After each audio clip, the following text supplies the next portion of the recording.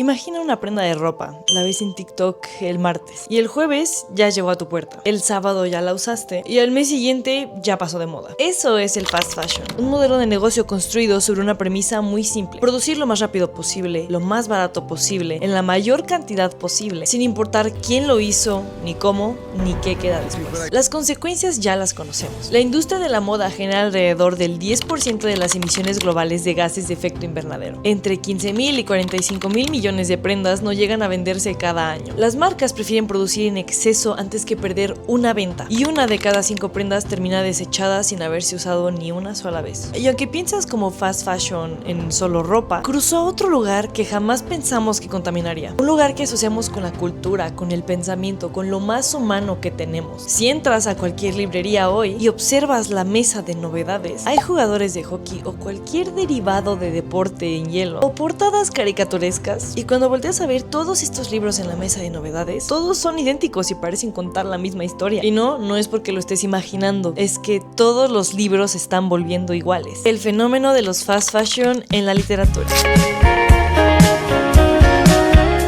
Como dije, el término fast fashion lo conocemos solo en la industria de la ropa. Colecciones que cambian cada 2 semanas, prendas diseñadas para durar 3 lavadas, las tendencias que se reciclan tan rápido que nadie puede seguirles el paso. La lógica es simple: producir mucho, barato, rápido, sin importar la calidad ni el impacto que pueda tener. Y eso está pasando en la industria editorial. Las grandes casas publicitarias ya no están pensando en qué historia necesita escuchar el mundo. Están pensando qué vendió más la semana pasada y cómo replicarlo. Que un libro de romance, Enemies to Lovers, vendió demasiado, imprimen 12 variaciones. Que el thriller psicológico con narradora femenina fue bestseller, llega una docena más en 3 meses con la misma estructura, los mismos giros en la historia y el mismo ritmo narrativo. Y el problema no es solo que sean parecidos, el problema es que están construidos desde una lista como de ingredientes. Hay una fórmula y una vez que la ves, ya no vas a dejar de verla. El protagonista tiene una herida del pasado que nunca habla con nadie. El interés romántico es frío por fuera pero roto por dentro. Hay un momento de malentendido en el acto 2 que los separa de manera artificial, pero también hay una escena de reconciliación en la que alguien aparece debajo de la lluvia o en un aeropuerto. Y hay un final que resuelve todo con demasiada limpieza, con demasiada velocidad, con demasiada comodidad. No importa si el libro está ambientado en una corte de hadas, en un mundo de fantasía, en una costa italiana, la arquitectura es exactamente la misma. Los personajes tienen nombres distintos, pero son la misma persona. Las frases que se dicen del uno al otro son completamente intercambiables. El arco emocional sigue el mismo mapa, pasa por los mismos puntos y llega al mismo destino. Y eso podrá parecer una coincidencia, un simple accidente, pero no, es una decisión de negocio. Las editoriales ahora tienen equipos enteros dedicados a analizar qué elementos de un libro generaron más engagement en redes, qué frases se citan más, qué escenas se viralizaron más, y con esa información construyen el siguiente título o escogen el siguiente título. Y no desde la visión única de un autor, sino desde la plantilla de un mercado. Y el resultado es que la industria ya no está descubriendo voces, las está fabricando. Y ahora hablemos de todo lo que perderíamos como sociedad si todos los libros son iguales, si todos estamos teniendo la misma experiencia. Y para entender la magnitud de lo que estaríamos perdiendo, hay que entender lo que un libro puede ser cuando no está hecho con una fórmula. Un libro no es solo una historia, es un mundo completo que tiene sus propias leyes de gravedad. Tiene una voz como ninguna otra, una forma de ver el tiempo, el dolor, el amor, la muerte,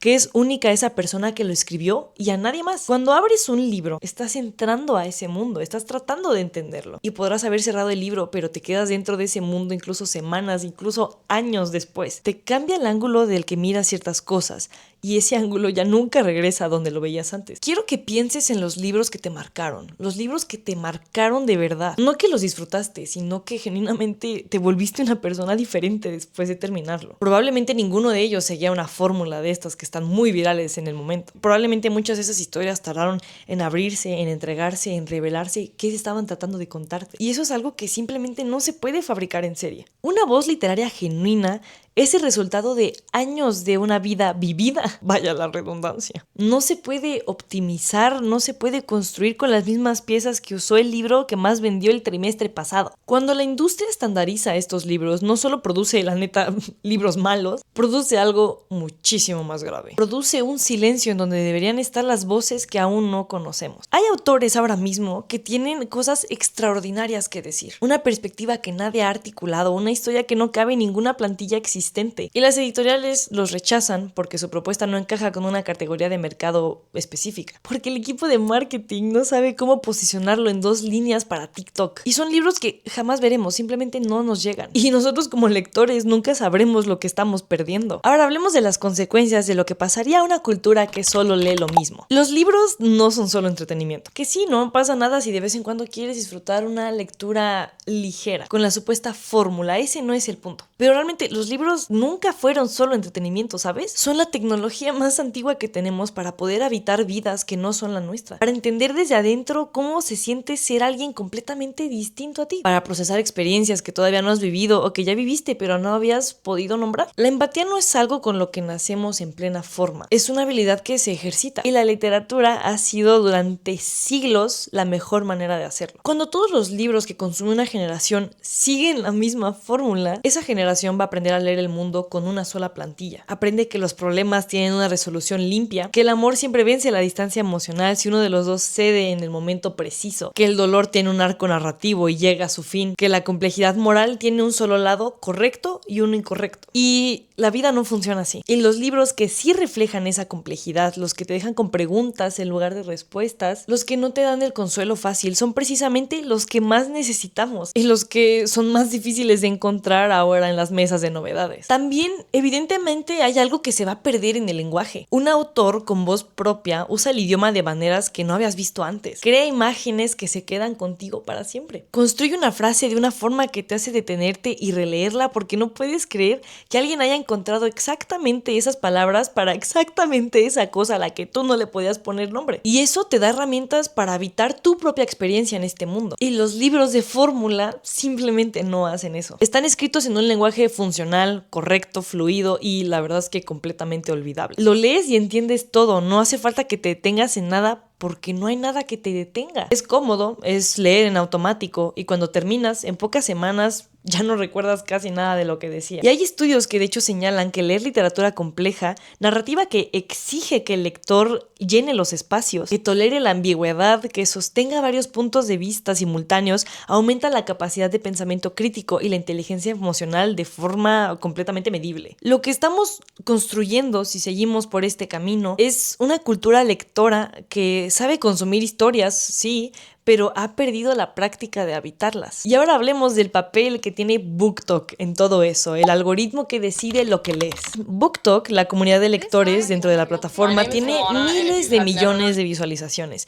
Gente apasionada, genuinamente emocionada por los libros, yo me incluyo en eso, recomendando títulos con lágrimas en los ojos, mostrando sus estantes, haciendo listas de los mejores romances del año. Y funcionó. Las ventas de algunos títulos se multiplicaron por 100 después de un video viral. Muchísimas personas comenzaron a leer. Las librerías físicas empezaron a tener secciones dedicadas exclusivamente a libros que se hicieron virales en BookTok. Suena muy bien, y en parte sí lo es. El problema es lo que pasó después. Las editoriales vieron los números y aprendieron la lección equivocada. En lugar de entender que la gente quería conectar emocionalmente con los libros, entendieron que la gente quería cierto tipo de libro. Romántico, consumible, de lectura rápida, con tensión sexual sostenida durante 300 páginas, con enemigos que se enamoran, con finales que dan exactamente lo que prometieron dar desde el inicio. Y pues evidentemente comenzaron a fabricar esto en serie. El algoritmo de TikTok no favorece la complejidad, favorece la reacción inmediata. El video que muestra a alguien llorando con un libro llega a millones. El video donde alguien explica por qué una novela difícil le cambió la forma de ver el mundo llega a 100 personas máximo. Entonces los creadores de contenido, muchas veces sin malicia, terminan recomendando lo que el algoritmo premia. Libros que generan reacciones fuertes y rápidas y no libros que realmente te hacen crecer por dentro. Y yo me incluyo también en eso. He sido víctima del capitalismo. Y aquí es donde está la mayor trampa de todas. BookTok convenció a una generación entera de que estaba viviendo un renacimiento lector, que en parte también es verdad. Y hay muchísima más gente comprando más libros que antes. Hay más gente hablando de libros. Hay jóvenes que no habían leído por placer en años y de repente tienen una pila de novedades en su librero. Pero hay una diferencia entre comprar libros y leer literatura. Y hay una diferencia también entre seguir una tendencia y descubrir un nuevo mundo. Y BookTok creó lectores de tendencias. Personas que leen lo que está en el feed, que pasan al siguiente título en cuanto terminan el anterior, que construyen identidad a través de los libros que tienen en su estante, que a través de lo que esos libros les dejaron adentro. ¿Sabes? Y eso es exactamente la misma lógica del fast fashion en la ropa. La identidad construida a través del consumo, no a través de la experiencia. ¿Son entretenidos estos libros? Sí. ¿Y tiene valor que más personas lean? Claro que sí. Nadie debería sentirse culpable por disfrutar una lectura ligera. Ese no es el punto. El punto es lo que se está desplazando. Porque mientras BookTok recomienda el mismo tipo de historia una y otra vez, los libros que no caben en ese molde simplemente desaparecen del mapa. Esos libros existían antes. Algunos siguen existiendo. Cada vez es más difícil encontrarlos y en algún punto van a desaparecer completamente. Porque el mercado ya no los busca. Las editoriales no les apuestan porque no tienen garantía de volverse virales. Y obviamente las librerías no los priorizan porque no rotan. Y en tu For You page en TikTok nunca los vas a ver porque el algoritmo no sabe cómo venderlos en 15 segundos. Lo que TikTok hizo fue convertir a la lectura en una tendencia. Y las tendencias, por definición, tienen fecha de caducidad. Y ahora hablemos de mi siguiente punto, las devoluciones y el desastre de las bodegas. Para entender esto más a fondo, hablemos de cómo funciona el sistema editorial tradicional. Porque para poder entender el problema en su totalidad hay que entender cómo funciona la cadena del libro impreso. Porque aquí es donde todo se convierte también en un problema físico, por ende concreto, por ende ambiental. Una editorial puede publicar un título, lo manda a imprimir en grandes tiradas porque imprimir en masa abarata el costo por ejemplar. Bueno, esa es la lógica de imprimir en offset, que es la impresión tradicional a escala industrial. Cuantos más libros imprimes de un jalón, más barato te va a salir cada uno. Entonces la apuesta es tirar muchos de entrada y vender lo más posible. Entonces una vez impresos, estos libros llegan a las distribuidoras, que son el intermediario entre la librería y la casa publicitaria. La distribuidora manda los ejemplares a las librerías acompañados de un remito, que es básicamente un documento de entrega que te dice te mando estos títulos en estas cantidades. Y este es el detalle que hace que todo este sistema sea una bomba de tiempo. Las librerías reciben estos libros en el depósito y no pagan nada de entrada, realmente solo pagan lo que vendieron. Y si el libro no se vende, la editorial asume los costos de la devolución. Eso significa que la librería tiene un incentivo real para ser selectiva. Acepta títulos, los pones en la mesa y si no se venden dentro de un mes más o menos, se devuelven. Un mes. Esa es la vida útil de muchos libros en la librería.